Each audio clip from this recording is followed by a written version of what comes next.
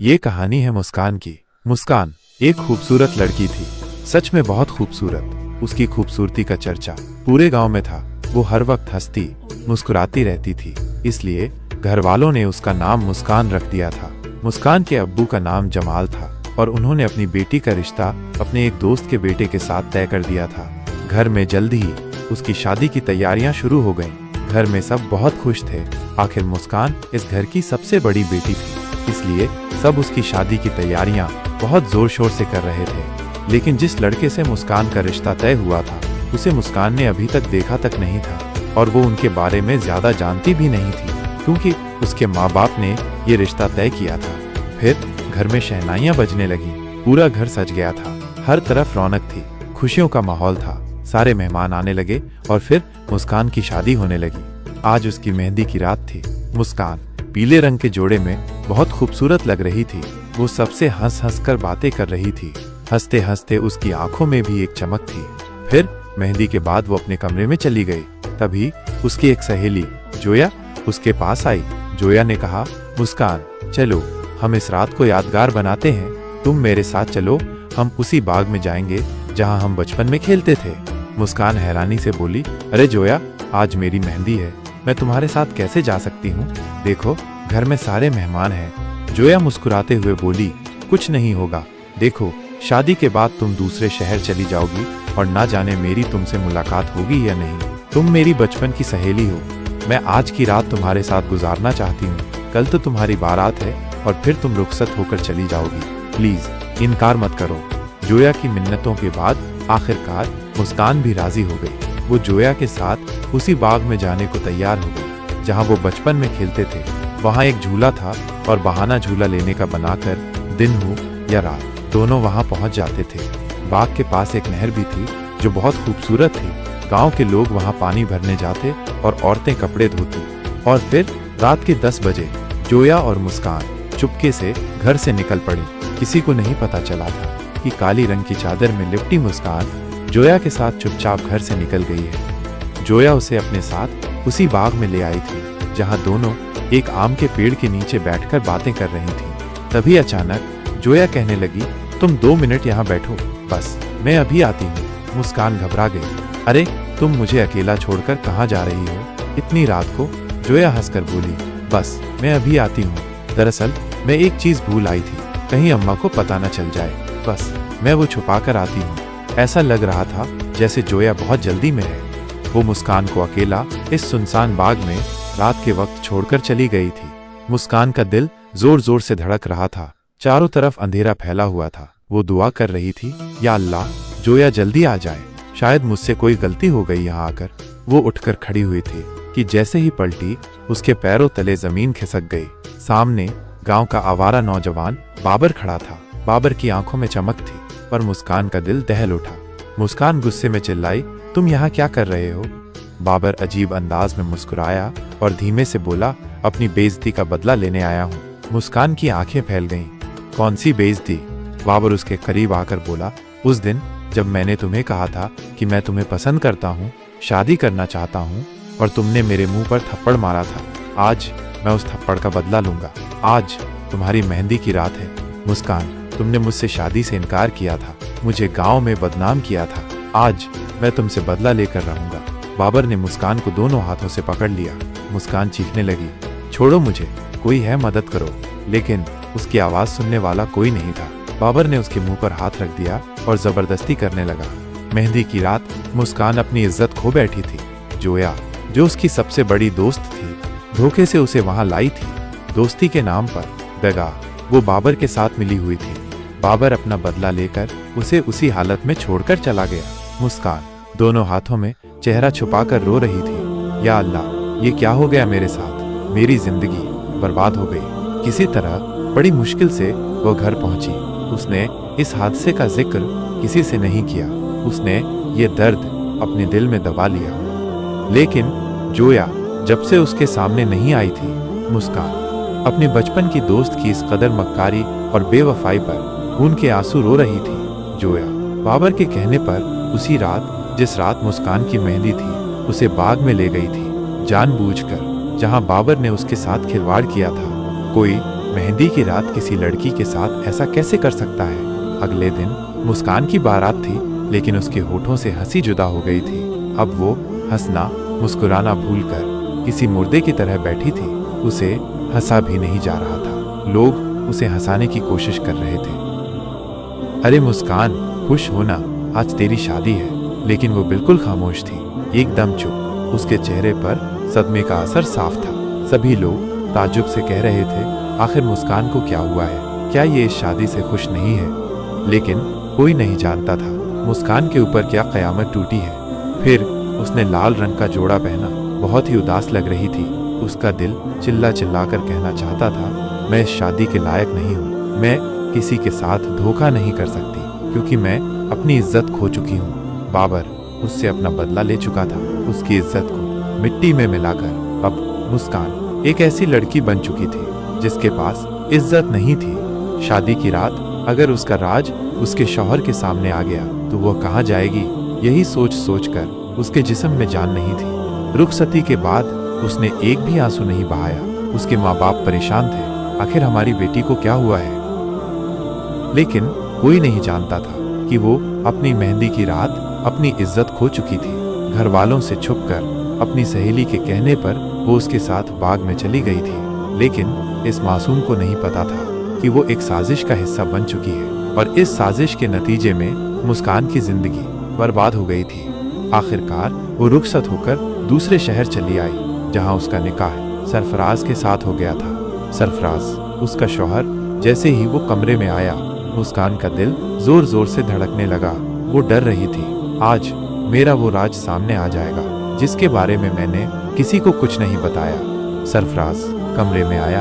उसने दुल्हन बनी मुस्कान को देखा, जो सर झुकाए बैठी थी। बहुत खूबसूरत लग रही थी, लेकिन सरफराज के चेहरे पर परेशानी थी। ऐसे लग रहा था जैसे वो किसी बात से परेशान है। फिर वो मुस्कान के सामने बैठा और कहने लगा, मुस्कान, मुझे माफ कर देना। मैं इस शादी पर राजी नहीं था, लेकिन घर वालों ने मेरी शादी जबरदस्ती कर दी। ये सुनकर मुस्कान हैरान रह गई। क्या सरफराज राजी नहीं था इस शादी पर? फिर सरफराज शर्मिंदगी से कहने लगा, दरअसल मैं इस लायक नहीं कि मैं शादी कर सकूं। मैं एक नामर्द हूँ। यह सुनकर मुस्कान के पैरों तले जमीन निकल गई थी। वह हैरत से फटी फटी आंखों से सरफराज को देख रही थी। क्या ये सच कह रहा है? कुदरत ने खुद ही उसके लिए आसानी कर दी थी। जब सरफराज ने उसे बताया कि वो एक नामर्द है और शादी के लायक नहीं है, मुस्कान की सांस जैसे रुक गई थी। सरफराज मुस्कान के सामने हाथ जोड़कर कहने लगा, मुझे यकीन है तुम भी मेरी इज्जत रखोगी और मेरा ये राज कभी किसी के सामने नहीं खोलोगी, प्लीज। मुस्कान अंदर से हिल चुकी थी। उसने धीरे से सर हिलाया। हाँ, मैं वादा करती हूँ, क्योंकि वो जानती थी कि एक राज उसके सीने में भी छुपा हुआ है। अगर इस बात का पता सरफराज को चल जाता तो वो शादी की रात ही उसे तलाक दे देता। शुक्र है खुदा ने उसका राज रख लिया था। उसकी इज्जत यहीं पर छुपी रह गई। सरफराज ने उसकी इज्जत रखी तो मुस्कान ने उसका राज है सीने में दफन रखने का वादा कर लिया। लेकिन मुस्कान नहीं जानती थी कि आने वाले दिनों में उसकी जिंदगी में क्या तूफान आने वाला है। दिन यूं ही गुजरते रहे। एक बार वो सरफराज के साथ अपने मायके भी मिलकर आ गई थी, लेकिन उसके दिल में कोई खुशी नहीं थी। जैसे आमतौर पर शादी के बाद लड़कियां सजती संवरती हैं, मुस्कान को ऐसा कोई शौक नहीं था। सरफराज के घर वाले उससे कहते, अरे जरा तैयार तो हो जाया करो, कितनी खूबसूरत हो तुम। सरफराज की बहनों को अपनी ये खूबसूरत सी भाभी बहुत अच्छी लगती थी, जो हर वक्त खामोश रहती थी। सरफराज की माँ जमीला एक सख्त मिजाज औरत थी। उसने देखा मुस्कान हर वक्त खामोश रहती है, कमरे में पड़ी रहती है। फिर एक दिन जमीला आकर गरजते हुए बोली, तुम्हारी शादी को 1 हफ्ता हो गया है, अब घर के काम काज करना शुरू करो। मेरी बेटियां अभी छोटी हैं, वो घर का काम नहीं कर सकती। मुस्कान सर झुकाकर धीमे स्वर में बोली, जी अम्मी, जैसा आप कहें मैं घर का सारा काम करूंगी, मुझे सब काम आता है। जमीला ये सुनकर हैरान रह गई। वो समझ रही थी मुस्कान एक नखरे वाली लड़की है, इनकार करेगी, लेकिन मुस्कान के चेहरे पर बला की खामोशी थी। ऐसे लगता था जैसे उसके वजूद में एक गहरा राज छुपा हुआ है। अब मुस्कान चुपचाप घर का काम काज करती रहती थी। वो ज्यादा किसी से बात नहीं करती थी, क्योंकि उसके ऊपर जो क़यामत बीत गई थी उसका जिक्र वो किसी से भी नहीं करना चाहती थी। उसकी सास जमीला उससे बहुत खुश थी। अल्लाह का शुक्र है मुझे इतनी अच्छी बहू मिली। जबकि सरफराज भी अंदर से सुकून महसूस कर रहा था। शुक्र है मुस्कान ने मेरा राज छुपा लिया, वरना मैं तो कहीं का नहीं रहता। दिन यूं ही गुजरते गए। शादी को 1 महीना हो गया था। एक दिन सरफराज ऑफिस से लौटा और जल्दी जल्दी बैग पैक करने लगा। मुस्कान हैरानी से उसे देख रही थी। अरे ये क्या कर रहे हो? वह बोली। कहाँ जा रहे हो तुम? सरफराज हल्की सी मुस्कुराहट के साथ बोला, मेरे दोस्त का एक्सीडेंट हो गया है, मुझे दूसरे शहर जाना होगा। ये सुनकर मुस्कान का दिल धक से रह गया। दूसरे शहर और मुझे यहाँ अकेला छोड़कर? लेकिन मुस्कान ने चुप रहना बेहतर समझा। वो कुछ नहीं बोली, बस चुपचाप कामों में लग गई। सरफराज चला गया और मुस्कान अपनी खामोशी में डूबी रही, पर उस हादसे की परछाई अब भी उसके जहन पर तारी थी। फिर एक दिन अचानक मुस्कान की तबीयत बिगड़ गई। उसे लगातार उल्टियां हो रही थीं। वह बिस्तर पर गिर पड़ी। जमीला घबरा गई। अरे मुस्कान, तुम्हें क्या हुआ? इतनी कमजोर क्यों हो गई हो? चलो मैं तुम्हें डॉक्टर के पास ले जाती हूँ। मुस्कान डर से कांप गई। नहीं अम्मी, मैं ठीक हूँ, मुझे डॉक्टर के पास नहीं जाना। लेकिन दूसरे दिन जब हाल और बिगड़ा, जमीला उसे खींचकर डॉक्टर के पास ले गई। डॉक्टर मुस्कान को ध्यान से देखने लगी, फिर मुस्कुराकर बोली, मुबारक हो, आपकी बहू हामिला है। जमीला चौंक गई। क्या? ये क्या कह रही हो? मेरी बहू? डॉक्टर ने हैरानी देखकर पूछा। शादी को कितना वक्त हुआ? जमीला बोली, बस 1 महीना। डॉक्टर हंसते हुए बोली, तो फिर और किस बात की चिंता? ये तो खुशी की बात है। जमीला खुशी से मुस्कान को घर ले आई। घर में रौनक सी हो गई। लेकिन 2 दिन बाद जब सरफराज घर लौटा, जमीला भागकर बोली, बेटा खुशखबरी है, तुम्हारी बीवी मां बनने वाली है। सरफराज जैसे पत्थर बन गया। उसके चेहरे का रंग उड़ गया। वह गुस्से से मुस्कान की ओर देखने लगा। कमरे में पहुंचते ही उसने दरवाजा बंद किया। मुस्कान कांप गई। सरफराज नफरत से भरी आंखों से देखते हुए बोला, तुमने मेरे साथ ऐसा क्यों किया? उसकी आवाज कांप रही थी। तुमने मेरा राज छुपाने का वादा किया था, लेकिन अपना मुंह कहां से काला किया? ये बच्चा मेरा नहीं हो सकता, क्योंकि मैं तो बाप बनने की सलाहियत से महरूम हूं। मुस्कान की दुनिया लुट गई। उसकी आंखों से आंसू बहने लगे। या अल्लाह, ये कैसा इम्तिहान है? फिर तुमने ये बच्चा कैसे पैदा कर लिया? सरफराज की आवाज गूंज रही थी। मुस्कान दोनों हाथों में मुंह छुपाकर रोने लगी। उसकी आवाज कांप रही थी। मेरा इसमें कोई कसूर नहीं, मेरी भी किसी ने जिंदगी बर्बाद कर दी थी। सरफराज गुस्से से चीख पड़ा। फिर तुमने शादी क्यों की? ये बच्चा मेरा हरगिज नहीं है। मैं इसे कभी कबूल नहीं करूंगा। मैं दुनिया वालों के सामने अपनी सच्चाई नहीं लाना चाहता। तुमने इसका फायदा उठाया है। तुम एक गुनहगार लड़की हो। उसके शब्द तीर की तरह चुभ रहे थे। मुस्कान घुटनों में मुंह छुपाकर रोती रही। उसे अपनी मेहंदी की वो रात याद आ गई, जब बाबर ने उस पर जुल्म किया था, और उसकी बचपन की सहेली जोया, जिसने उसके साथ धोखा किया था। या अल्लाह, ये कैसी सजा है? अब सरफराज उससे बात भी नहीं करता था। दोनों एक ही कमरे में रहते थे, मगर 2 अजनबियों की तरह। घर वाले यही समझ रहे थे कि ये बच्चा सरफराज का है। किसी को क्या पता कि सरफराज बाप बनने की सलाहियत से महरूम था। फिर एक दिन सरफराज मुस्कान से कहने लगा, मेरे दोस्त की हालत बहुत खराब है, वो अस्पताल में है, तुम भी मेरे साथ चलो। मुस्कान चुपचाप उसके साथ चल पड़ी। चेहरे पर थकान, दिल में तूफान। लेकिन जैसे ही उसकी नजर बेड पर लेटे उस शख्स पर पड़ी, उसका चेहरा सख्त हो गया। उसने नफरत से मुंह फेर लिया। वो कोई और नहीं, बाबर था, जिसने उसकी जिंदगी बर्बाद की थी। बाबर ने भी मुस्कान को पहचान लिया था। उसकी नजरें जमीन में गड़ी जा रही थीं। वो नजरें उठाने की हिम्मत नहीं कर पा रहा था। मुस्कान वहां एक लम्हा भी नहीं रुकना चाहती थी। वो सरफराज के साथ वापस घर चली आई। घर आते ही उसने कमरे में फूट फूट कर रोना शुरू कर दिया। सरफराज कमरे में आया। मुस्कान को इस हाल में देखकर वो भी हैरान हो गया। मैं पूछ सकता हूँ कि तुम क्यों रो रही हो? उसकी आवाज अब नर्म थी, लेकिन मुस्कान चुप रही। उसने कुछ भी नहीं बताया। वह नहीं बताना चाहती थी कि सरफराज का दोस्त वही था जिसने उसकी इज्जत लूटी थी। मेहंदी की रात उसकी जिंदगी तबाह कर दी थी। फिर एक दिन मुस्कान की तबीयत बिगड़ गई।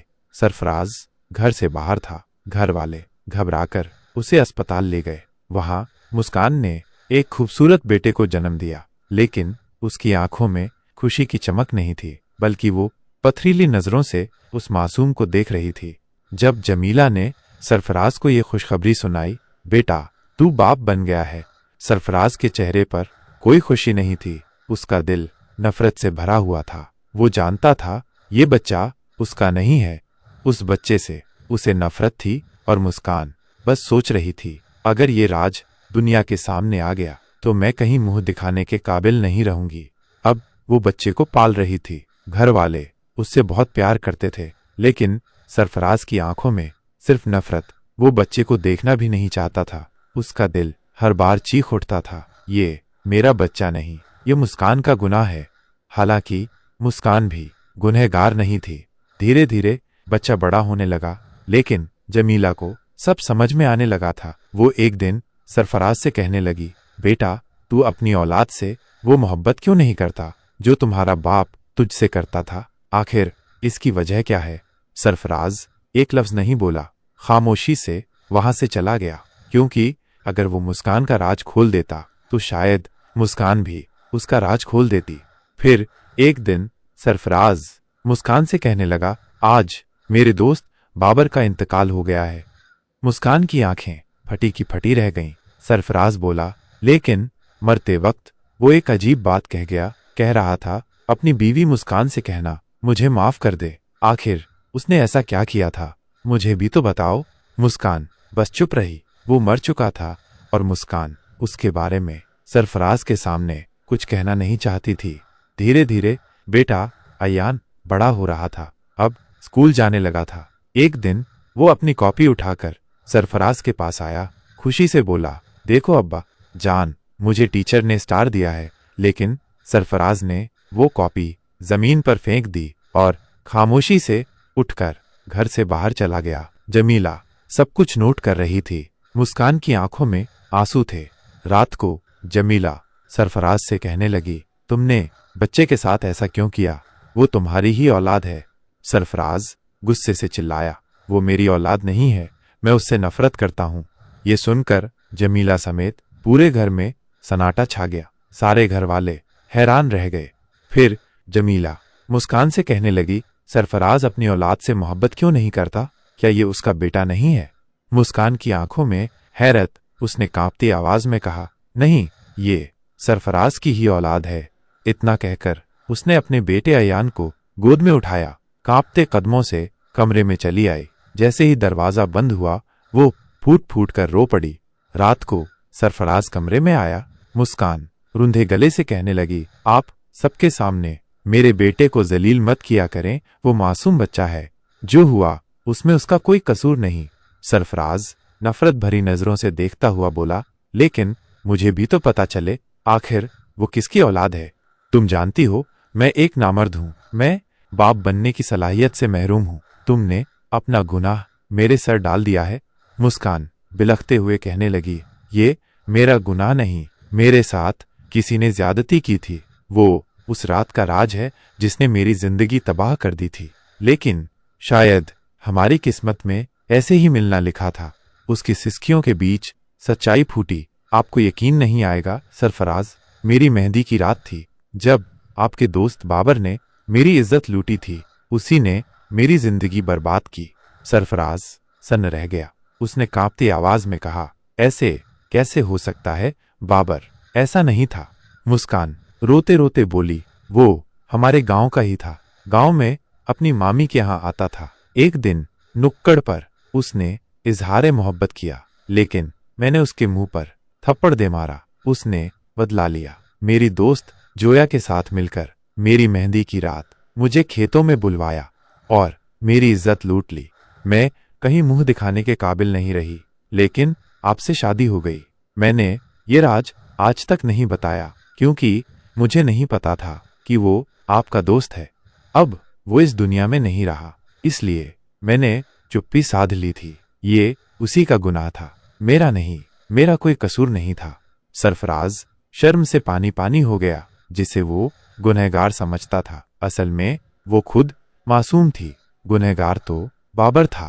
फिर सरफराज ने कांपते हाथों से मुस्कान से माफी मांगी, अपने बेटे अयान को गले से लगा लिया। अब मुस्कान की जिंदगी संवर गई थी, क्योंकि सरफराज ने उसे और उसके सच को कबूल कर लिया था। मेहंदी की रात मुस्कान की इज्जत पर हाथ डालने वाला अपने इबरतनाक अंजाम तक पहुंच चुका।